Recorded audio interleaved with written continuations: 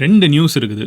ஒன்று நல்ல விஷயம், இன்னொன்று கெட்ட விஷயம். எங்கேருந்து வர ஆரம்பிக்கலாம்? ஃபர்ஸ்ட் கெட்ட விஷயத்த சொல்லிடுறேன், அப்புறம் நல்ல விஷயத்த சொல்கிறேன். டிஜிட்டல் மீடியா பாலிசி 2024 அப்படிங்கிற ஒரு புது சட்டம் இயற்றப்பட்டிருக்கு. இந்த சட்டத்தின் கீழ் நீங்கள் எவ்வளவு பேர் ஃபாலோ பண்ணக்கூடிய ஆளாக இருந்தாலும் சரி, நீங்கள் இன்ஃப்ளூயன்சராக இல்லாமல் ப்ரைவேட் அக்கௌண்ட் கூட வச்சுக்கோங்க. பட் நீங்கள் ஏதாவது ஒரு சோஷியல் மீடியாவில் இருந்தீங்கன்னா, ட்விட்டர், ஃபேஸ்புக்கா, யூடியூபா, இன்ஸ்டாகிராம், இந்த 4ல் ஏதாவது ஒரு சோஷியல் மீடியாவில் இருக்கீங்கன்னா, நீங்கள் உங்களோட ஒப்பீனியன்லாம் போஸ்ட் பண்ணுவீங்கன்னா, ஆர் ஸ்டோரி போடுவீங்கன்னா, நீங்கள் ஏதாவது வீடியோ போடுவீங்கன்னா, இல்லை வெறுமன ஸ்டோரி ஷேர் பண்ணுவீங்கன்னா கூட வச்சுக்கோங்களேன். இதில் ஏதாவது நீங்கள் பண்ணிட்டு இருந்தீங்கனால் உங்களுக்கு அரசாங்கம் சொல்லக்கூடிய சட்டங்களுக்கு கீழே நீங்கள் ஃபாலோ பண்ணலைன்னா உங்களை தூக்கி ஜெயிலில் போடலாம். அப்படி என்ன சட்டம் அதன் அப்படின்னு தானே கேட்குறீங்க?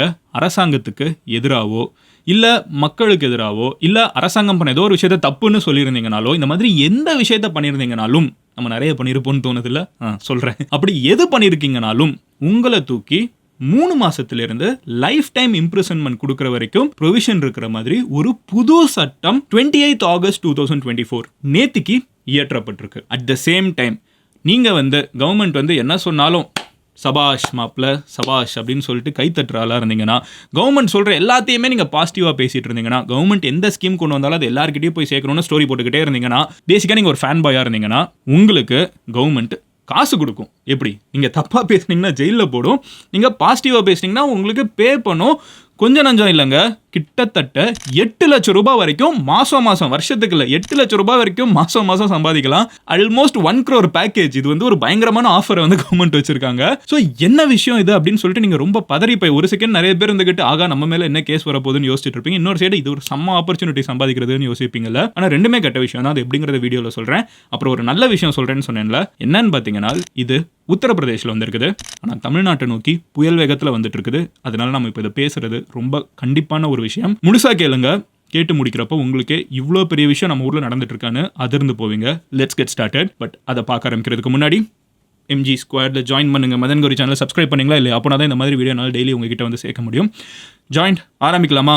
ஹலோ எவ்ரிவான், நான் Madan Gowri and hello my dear MG squad.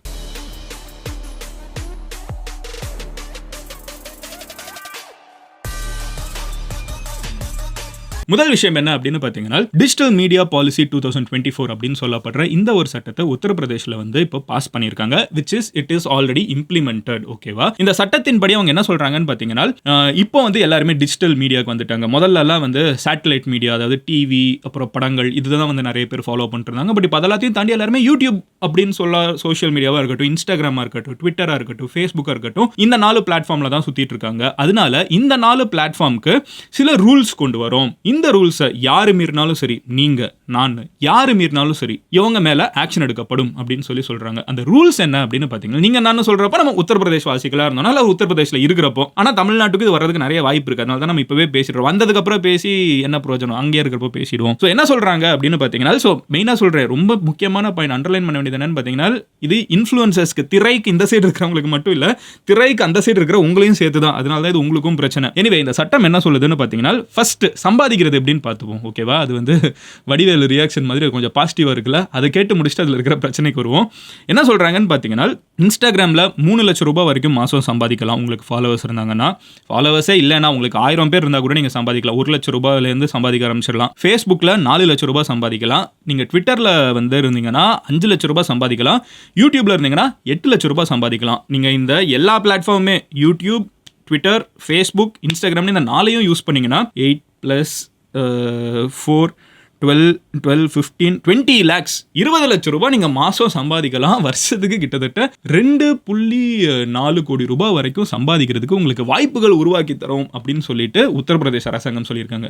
என்ன பயங்கரமான ஆஃபரா இருக்குன்னு தானே கேட்குறீங்க? எஸ், பட் இதுக்கு சில கண்டிஷன்ஸ் இருக்குது. அந்த கண்டிஷன்ஸ் என்னன்னு பார்த்தீங்கன்னா, எலிஜிபிலிட்டி கிரைட்டீரியா. கவர்மெண்ட்டை நீங்க புகழ்ந்து பாடுறப்போ நீங்க எப்படி பாடணுங்கிறதுக்கு ஃபர்ஸ்ட் நீங்க மினிமம் 2 வருஷம் சோஷியல் மீடியா யூஸ் பண்ணியிருக்கணும். நம்ம எல்லாரும் பண்ணிட்டு இருப்போம். கிரிமினல் ரெக்கார்டு இருக்கக்கூடாது, நிறைய பேருக்கு இருக்காது. 3வது 6 மாசத்துக்கான நம்ம எப்படி நம்மளோட சோஷியல் மீடியா பர்ஃபார்ம் பண்ணியிருக்குன்னா உங்களுக்கு ஒரு ரிப்போர்ட் கொடுக்கணும். அது எவ்வளோ ஃபாலோவர்ஸ் இருந்தாலும் பரவாயில்ல, கொடுக்கணும். அடுத்து ஒரு லெட்டர், நான் சொன்னதெல்லாம் கரெக்ட் தான்ப்பா, நான் யாரையும் ஏமாத்தலை அப்படின்னு சொல்லிட்டு சைன் போட்டு ஒரு லெட்டர் கொடுக்கணும். இது எல்லாத்தையும் கொடுத்தீங்கன்னா உங்கள் ஏரியா போலீஸ் ஸ்டேஷனுக்கு இதெல்லாம் அனுப்பப்படும். மதன நான் தான் இன்னும் எதுவும் தப்பாகவே பேசலன்னு கேட்டிங்கன்னா அனுப்புவாங்க. அப்புறம் அந்த போலீஸ் வெரிஃபை பண்ணுவாங்க. எப்படி பாஸ்போர்ட் வெரிஃபிகேஷன் இருக்கிற மாதிரி இவங்க வெரிஃபை பண்ணுவாங்க.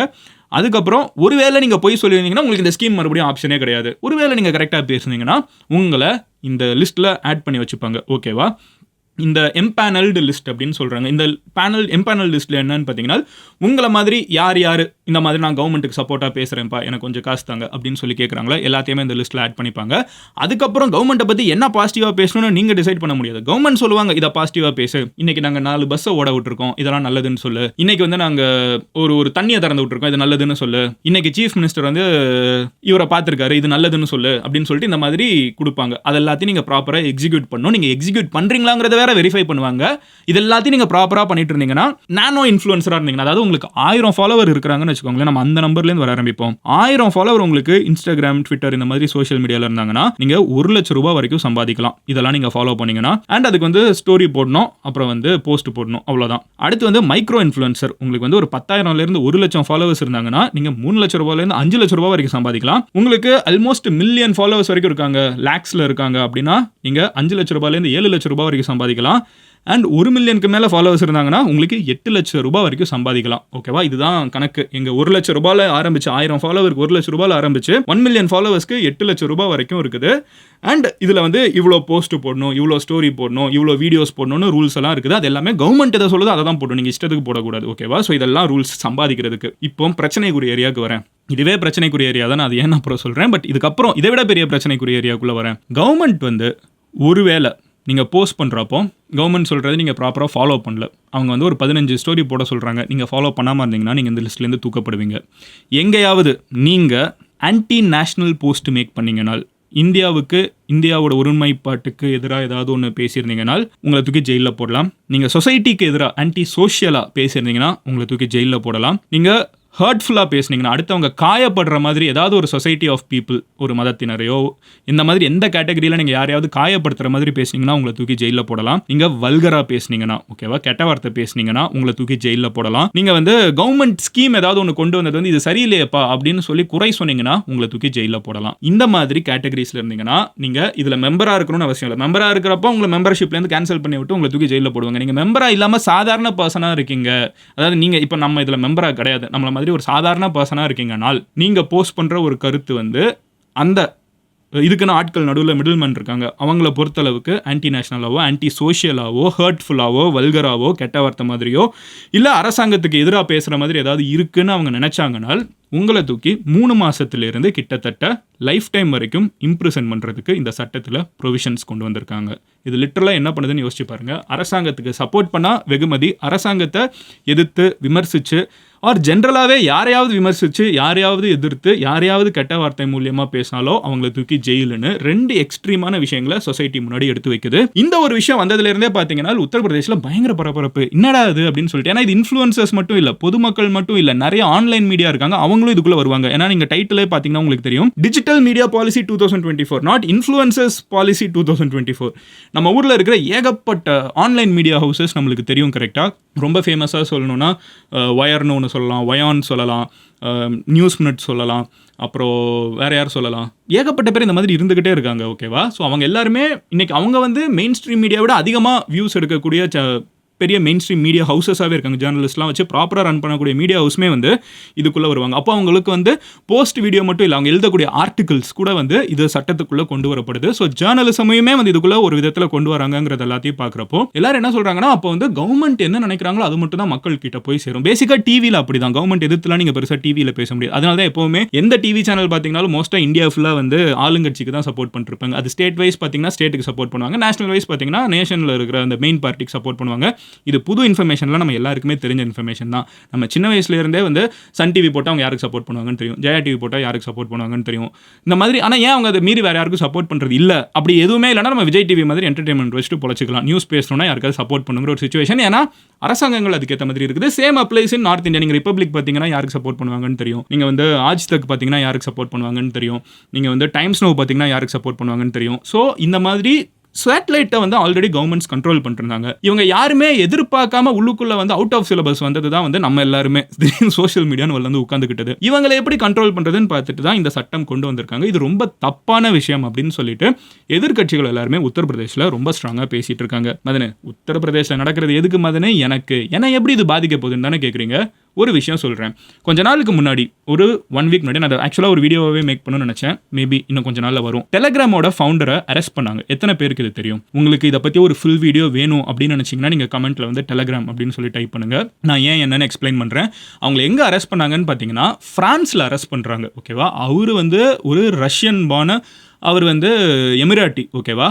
அவரை வந்து ஒரு நாட்டில் அவர் தாண்டி போயிட்டு இருக்கப்போ ஃப்ளைட்டில் பிடிச்சி அரெஸ்ட் பண்ணுறாங்க. எதனால் அரெஸ்ட் பண்ணுறாங்கன்னு பார்த்தீங்கன்னா, அவரோட பிளாட்ஃபார்மில் நிறைய பேர் வந்து கவர்மெண்ட்டை எதிர்க்கிறாங்க, இவங்க வந்து நிறைய தப்பான விஷயங்களுக்கு யூஸ் பண்ணுறாங்க, கவர்மெண்ட் என்னென்ன பழி அவங்க மேலே போட முடியுமோ எல்லாத்தையும் போட்டு வச்சுக்கிறாங்க. ஸோ அங்கே ஆரம்பித்து நீங்கள் நம்ம ஊரில் இருக்கிற லோக்கல் கவர்மெண்ட்ஸ் வரைக்கும் பார்த்தீங்கன்னா, கவர்மெண்ட்டை பொறுத்தளவுக்கு இந்த சோஷியல் மீடியாவை மட்டும் அவங்களால கண்ட்ரோல் பண்ண முடியல. சேட்டலைட்டை கண்ட்ரோல் பண்ண முடியுது, சினிமாவை கண்ட்ரோல் பண்ண முடியுது.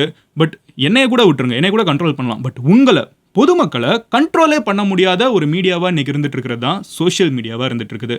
ஸோ எல்லா அரசாங்கங்களும் சரி எப்படியாவது இந்த சோஷியல் மீடியாவை கண்ட்ரோல் பண்ணணும் அப்படின்னு சொல்லிட்டு டெலகிராமில் ஆரம்பித்து எல்லா இடத்துலையும் ட்ரை பண்ணிக்கிட்டே இருக்காங்க. இதுக்கு ஒரு டைம் சட்டங்கள் புதுசாக கொண்டு வரணும்னு ட்ரை பண்ணுறப்பவும் பொதுமக்களாகிய நம்ம எல்லாருமே அதுக்கு எதிராக குரல் கொடுக்குறோம். அகெயின் நான் குரல் கொடுக்குறது பெரிய விஷயம் கிடையாது, ஏன்னா இது என் ப்ரொஃபஷன். பட் நீங்கள் குரல் கொடுக்குறீங்க. நீங்கள் எல்லாருமே என்ன சொல்கிறீங்கன்னா, எங்களுக்கு ஃப்ரீயாக பேசுறதுக்கு இடம் வேணும் அப்படின்னு சொல்லி கேட்குறீங்க. அதனால அது என்றைக்குமே தள்ளி போடப்பட்டு இருக்குது. பட் உத்தரப்பிரதேசில் இது இம்ப்ளிமெண்ட் பண்ணப்பட்டிருக்குது. இதோட எதிரொலியாக நிறைய பேர் அரெஸ்ட் பண்ணப்படுவாங்கன்னு எதிர்பார்க்கப்படுது. கவர்மெண்ட் எதிர்த்து பேசிக்காக யாருமே பேச முடியாது. அப்போ அடுத்து ஒரு எலெக்ஷன் வந்துச்சுன்னா கவர்மெண்ட்டை பற்றி எல்லாரும் பாசிட்டிவாக பற்றி மட்டும் தான் பேசணும். பாசிட்டிவிட்டி மட்டும் தான் நம்மளுக்கு தெரியும். அரசாங்கம் ஏதாவது தவறு பண்ணுச்சுன்னா அது மக்கள்கிட்ட போய் சேராது. ஏன்னா இந்த மாதிரி நடுவில் இருக்கக்கூடிய யாரையுமே பேசக்கூடாது, பேசினா உன்னை லைஃப் டைம் ஜெயிலில் போடுவேன், என்னை பாசிட்டிவாக பேச உனக்கு நான் காசும் தரேங்கிற 2 எக்ஸ்ட்ரீமையும் கவர்மெண்ட் ஹேண்டில் பண்ணிட்டு இருக்குது. நீங்கள் ஆன்டி நேஷனல் கண்டென்ட் போட்டிங்கன்னா உங்களுக்கு வந்து 3 வருஷத்துலேருந்து லைஃப் டைம் வந்து ஜெயிலில் போடப்படலாம். இங்கே என்ன பிரச்சனைனா, நான் எது ஆன்டி நேஷனல்ங்கிறது ப்ராப்பராக டிஃபைன் பண்ணப்படல. எதனாலும் அவங்க ஆன்டி நேஷனல்னு சொல்லி டேர்ம் பண்ணிட்டாங்கன்னா, எதனாலும் வல்கர்னு சொல்லி டேர்ம் பண்ணிட்டாங்கன்னா, எதனாலும் ஆன்டி சோஷியல்னு சொல்லி டேர்ம் பண்ணிட்டாங்கிறது தான் பிரச்சனை. எதெல்லாம் கெட்ட வார்த்தை, எது கெட்ட வார்த்தை இல்லைங்கிறதும் ப்ராப்பராக டிஃபைன் பண்ணப்படலை. ஸோ ஒரு சட்டம் வந்து புதுசாக கொண்டு வராங்கன்னா அது ப்ராப்பராக டிஃபைன்டாக இருக்கணும். அது வேகா ஓப்பன் பண்ணி விடுறதுக்கான காரணம் என்னவா இருக்கலாம்னால், யார் இதுக்குள்ள ஆம்பிட்குள்ள வர முடியுதோ அவங்களை தூக்கி உள்ள போட்டுடலாங்கிறது தான். நீங்கள் வந்து இப்போ ஒரு வார்த்தை, ஏதாவது ஒரு வார்த்தை சொல்லுங்களேன், அது வந்து நம்ம கெட்ட வார்த்தையா இல்லையான்னு சொல்ல முடியாது. ஆனால் ஒரு தமிழில் இருக்கிற ஒரு வார்த்தை, இதை நம்ம கெட்ட வார்த்தையும் பார்க்கலாம், கெட்ட வார்த்தை இல்லாமல் இது ஒரு தமிழ் வார்த்தையும் பார்க்கலான்னு ஒரு வார்த்தையை வச்சுக்கோங்களேன். இப்போ அப்படி ஒரு வார்த்தையை நம்ம சொன்னோன்னா அது அரசாங்கம் வந்து கெட்ட வார்த்தை இல்லாமல் நம்ம சொல்லியிருப்போம். ஆனால் அரசாங்கம் வந்து அது கெட்ட வார்த்தைன்னு பார்த்தாங்கன்னா உங்களை தூக்கி ஜெயிலில் போட்டுருவாங்க. ஸோ இந்த மாதிரி நிறைய இக்கட்டான விஷயங்களில் தான் வந்து இந்த லா சிக்கிட்டு இருக்குது. இவ்வளோ இன்ட்ரிகேட்டாக போகலனா கூட கவர்மெண்ட் ஒரு ஸ்கீம் கொண்டு வராங்க. அந்த ஸ்கீமை நீங்கள் கிரிட்டிசைஸ் பண்ணிங்கன்னால் அது பிரச்சனைனா அது எவ்வளோ பெரிய விஷயம்னு யோசிச்சு பாருங்க. அந்த ஸ்கீமை கிரிட்டிசைஸே பண்ணக்கூடாதுங்கிறது வந்து ரொம்ப சீரியஸான ஒரு பிரச்சனையாக பார்க்கப்படுது. இது நிறைய அப்போசிஷன் லீடர்ஸ் என்ன சொல்கிறாங்கன்னா, இது வந்து லிட்டரலாக உங்களோட கவர்மெண்ட்டுக்கு சப்போர்ட் பண்ணுறதுக்கு நீங்கள் வந்து லஞ்சம் கொடுக்குறீங்க அப்படின்னு சொல்லிட்டு அப்போசிஷன் பார்ட்டி வந்து அகிலேஷ் வந்து பேசிட்டு இருக்காங்க. பட் அதுக்கும் தமிழ்நாட்டுக்கும் என்ன சம்பந்தம்னு ஒரு கேள்வி கேட்டிங்கன்னா, ஒரு விஷயம் ஒரு ஊரில் இம்ப்ளிமெண்ட் ஆகி சக்ஸஸ் பார்த்துட்டாங்கனால் அங்கே இருக்கக்கூடிய ஒப்பீனியன்ஸை அவங்களால சைலண்ட் பண்ண முடிஞ்சிருச்சுனால் எல்லா ஊர்லேயும் இருக்கிற அரசாங்கங்கள் அதை பார்த்து காப்பி பண்ண ஆரம்பிப்பாங்க. கோவிட் வந்தப்போ எப்படி உலகம் ஃபுல்லாக வந்து எல்லாருமே இப்படி தான் லாக்டவுனாக இருக்கணும்னு சொன்னோம். ஏன்னா ஒருத்தங்க சக்ஸஸ்ஃபுல்லாக அதை செஞ்சு பார்த்தாங்க, எல்லாருமே அதை ஃபாலோ பண்ண ஆரம்பிச்சிட்டோம். அதே லாக்டவுன் வந்து, ஆனால் அதுக்கு வேற காசு. பட் அதே மாதிரி இங்கே ஒருத்தங்க சக்ஸஸ்ஃபுல்லாக மக்களை வாய்ப்பூட்டு போட முடியும்னு கற்றுக்கிட்டாங்கனால் தமிழ்நாட்டில் மட்டும் இல்லை, உலகத்தில் இருக்கிற எல்லா அரசாங்கங்களும் இந்த மாதிரி சட்டங்களை கொண்டு வர பார்ப்பாங்க. இது ஆபத்தானது. இது அங்கே இருக்கிறப்பமே அதுக்கு எதிராக குரல் இங்கே நம்ம கொடுத்துருவோங்கிறத ரொம்ப ஸ்ட்ராங்காக சொல்கிறேன். கவர்மெண்ட் பே பண்ணுறதுல ஏமாதுன்னு கெட்டது இருக்குது, இது நல்ல விஷயம் தானே அப்படின்னு சொன்னீங்கன்னா இதை ஒரு கட்சி பண்ணலாம். ஓகேவா? ஒரு அரசியல் கட்சி இருக்காங்கன்னா அவங்க ஐடி விங் வச்சிருக்காங்களா, பேசிக்காக அது அந்த வேலை தான். ஐடி விங் வேலை இதை பண்ணலாம். ஆனால் ஒரு அரசாங்கம் இதை ஏன் பண்ணணும்?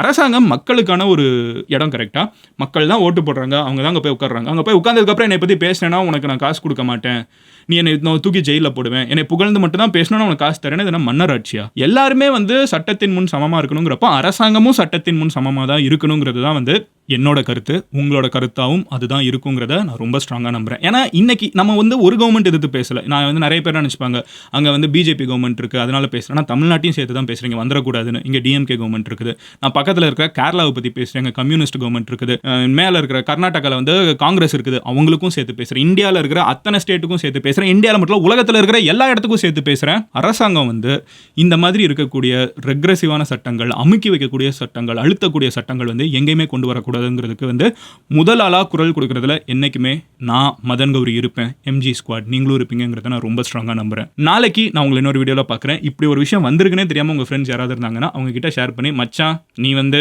பார்த்துருந்துக்கோ மச்சான், நிறைய போஸ்ட் பண்ணிருக்கேங்கிறத சொல்லி அனுப்பிச்சி விட்ருங்க. அட் த சேம் டைம் உங்கள் ஃப்ரெண்ட் யார் வந்து பயங்கரமாக சப்போர்ட் பண்ணுவாங்களோ அவங்க கிட்ட அனுப்பிச்சு, மச்சான் ரெஜிஸ்டர் பண்ணி காசு சம்பாதி அப்படிங்கிறதையும் சொல்லுங்க. ரெண்டுமே இதுல இருக்குது, ரெண்டையும் உங்க முன்னாடி வச்சிடுறேன். நீங்க இதை பத்தி என்ன நினைக்கிறீங்க கமெண்ட்ல சொல்லுங்க. நாளைக்கு another video. Love you all, take care. What should I talk next? கமெண்ட்ல சொல்லுங்க. MG Squadல சேருங்க. Cheers MGs. Bye.